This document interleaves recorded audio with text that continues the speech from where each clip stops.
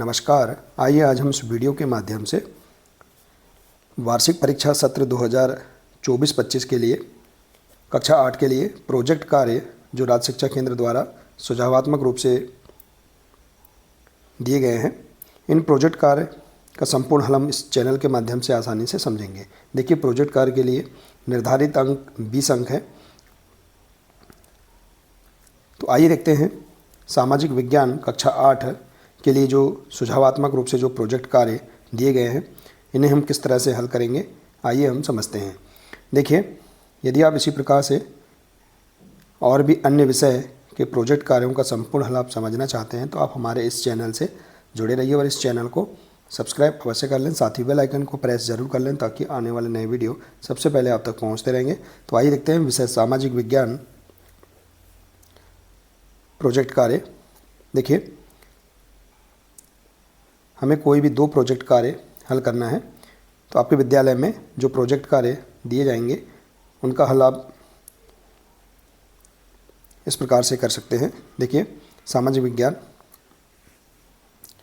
के लिए यहाँ पर प्रोजेक्ट कार्यों की सूची दी गई है। इस प्रकार से आप देख सकते हैं। प्रोजेक्ट कार्य 1, 2, 3, 4, 5, 6, 7, 8 इस प्रकार से सामाजिक विज्ञान में कुल 8 प्रोजेक्ट कार्य राज्य शिक्षा केंद्र द्वारा सुझावात्मक रूप से दिए गए हैं। इनमें से कोई भी 2 प्रोजेक्ट कार्य आप कर सकते हैं। तो आइए देखते हैं इन प्रोजेक्ट कार्यों को किस तरह से हल करेंगे। देखिए, आवंटित अंक है 20 अंक।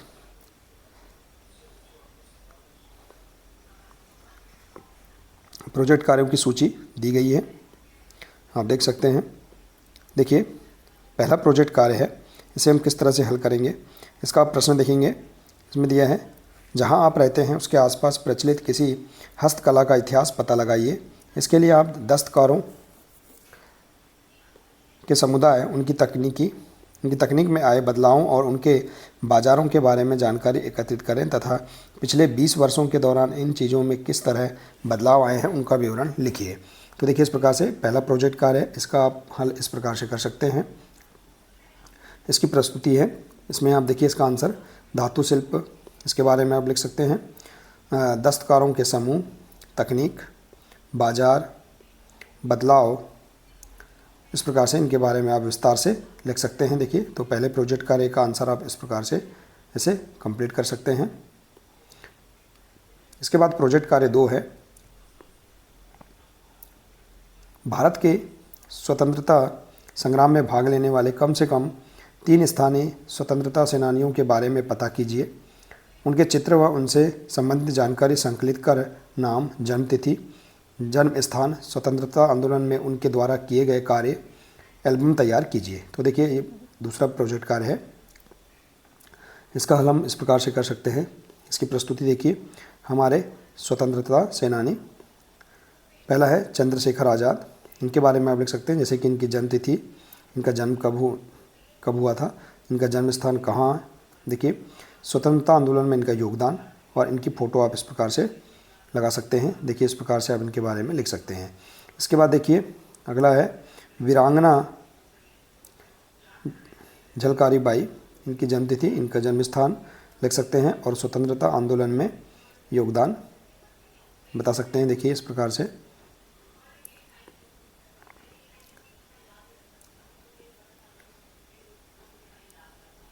देखिए, झलकारी बाई अर्थात हम झांसी की रानी के बारे में भी लिख सकते हैं।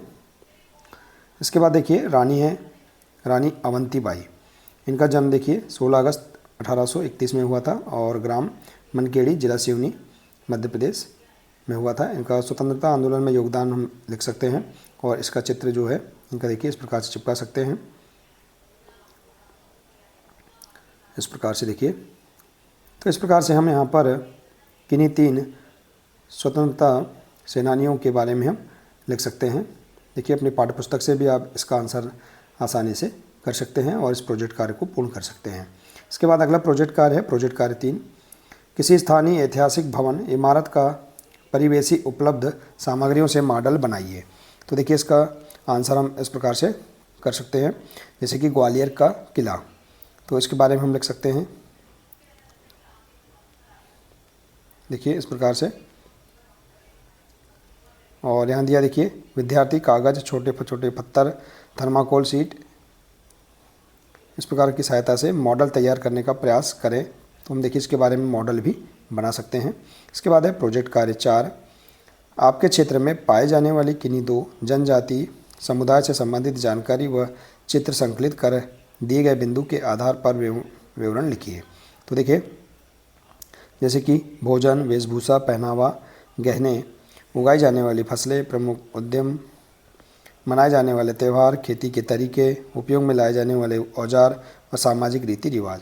तो देखिए इन बिंदुओं पर हम इसका आंसर लिख सकते हैं। देखिए इनका आंसर जैसे कि है गोंड जनजाति, इसके बारे में लिख सकते हैं।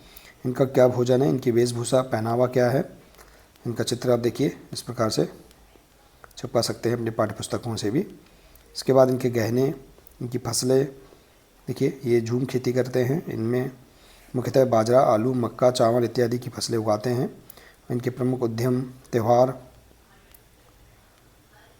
खेती करने के तरीके क्या हैं, इनके बारे में हम लिख सकते हैं। इनके औजार, देखिए गोंड जनजाति खेती करने के लिए मुख्यतः खुरपी और हंसिया, फरसा एवं कुदाल इत्यादि औजारों का उपयोग करते हैं। इसके बाद है सामाजिक रीति रिवाज। तो देखिए इन बिंदुओं पर हम इनके बारे में लिख सकते हैं। इसके बाद है कोल जनजाति, देखिए इनके बारे में भी हम इस प्रकार से भोजन, वेशभूषा, इनका पहनावा, इनका चित्र देखिए इस प्रकार से हम चिपका सकते हैं। इनके गहने, फसलें, प्रमुख उद्यम, त्यौहार, खेती करने के तरीके, इनके औजार, खेती करने के, और सामाजिक रीति रिवाज क्या हैं। तो इस प्रकार से हम सभी बिंदुओं पर इनके आंसर लिख सकते हैं। देखिए किन्हीं दो जनजातियों के बारे में, देखिए गोंड जनजाति और इसी प्रकार से कोल जनजाति, इनके बारे में हम लिख सकते हैं और इस प्रोजेक्ट कार्य को आसानी से पूर्ण कर सकते हैं। इसके बाद देखिए अगला प्रोजेक्ट कार्य है प्रोजेक्ट कार्य 5। इसमें दिया है अपने परिवार के सदस्यों अथवा आसपास पड़ोस के 4 से 5 वरिष्ठ नागरिकों से चर्चा कर नीचे दिए गए प्रश्नों के उत्तर पता कीजिए तथा उनसे प्राप्त उत्तरों के आधार पर प्रश्नों के उत्तर अपने शब्दों में लिखिए। देखिए इसमें दिया बिंदु, आपके वार्ड के पंच पार्षद का क्या नाम है, वे क्या कार्य करते हैं, आपके ग्राम नगर के सरपंच अध्यक्ष कौन हैं, उनके द्वारा क्या कार्य किए जाते हैं, पंच पार्षद का चुनाव किस प्रकार होता है, सरपंच महापौर अध्यक्ष को अपने ग्राम या नगर में कार्य हेतु राशि कहाँ से प्राप्त होती है, अपने ग्राम में सरपंच महापौर या अध्यक्ष द्वारा किए जाने वाले कार्यों का निर्धारण किसके द्वारा किया जाता है। तो इन बिंदुओं के आधार पर इन प्रोजेक्ट कार्यों को हम आसानी से पूर्ण कर सकते हैं। तो इसका आंसर देखिए इस बार इस प्रकार से लिख सकते हैं कि वार्ड के पंच या पार्षद का नाम लिख सकते हैं अपने, और ग्राम या नगर के सरपंच महापौर अध्यक्ष का नाम, महापौर अध्यक्ष के क्या कार्य हैं इसके बारे में भी हम लिख सकते हैं, पंच या पार्षद का चुनाव कैसे होता है, देखिए इसके बारे में विस्तार से हम लिख सकते हैं। इसके बाद है सरपंच महापौर अध्यक्ष अपने ग्राम नगर में कार्य हेतु इनको राशि किस प्रकार से मिलती है, कितनी मिलती है, इसके बारे में लिख सकते हैं। इसके बाद है ग्राम या नगर में सरपंच महापौर अध्यक्ष द्वारा किए जाने वाले कार्य का निर्धारण कैसे होता है। तो इस प्रकार से हम यहाँ पर इस प्रोजेक्ट कार्य को आसानी से पूर्ण कर सकते हैं। देखिए इस प्रकार से प्रोजेक्ट कार्य 5 का आंसर आप लिख सकते हैं। इसके बाद देखिए अगला प्रोजेक्ट कार्य है प्रोजेक्ट कार्य 6। इसमें निम्नलिखित में से किसी के बारे में तस्वीर, कहानियाँ, कविताएँ, जानकारियाँ एकत्रित कीजिए, जैसे कि झांसी की रानी, महादजी सिंधिया, महाराजा रणजीत सिंह या आपके क्षेत्र का कोई पुराना शासक। तो देखिए इसका आंसर हम इस प्रकार से लिख सकते हैं, जैसे कि झांसी की रानी के बारे में हम लिख सकते हैं, इनका जन्म, इनके बारे में हम इस प्रकार से लिख सकते हैं, झांसी की रानी की कहानी क्या है, और चित्र भी देखिए हम चिपका सकते हैं इस प्रकार से। देखिए इसके बाद देखिए अगला है प्रोजेक्ट कार्य 7। पता लगाइए कि आपके शहर, जिले, राज्य में राष्ट्रीय आंदोलन किस तरह आयोजित किया गया, किन लोगों ने उसमें भाग लिया और किन लोगों ने उसका नेतृत्व किया। तो देखिए इसका आंसर इस प्रकार से कर सकते हैं,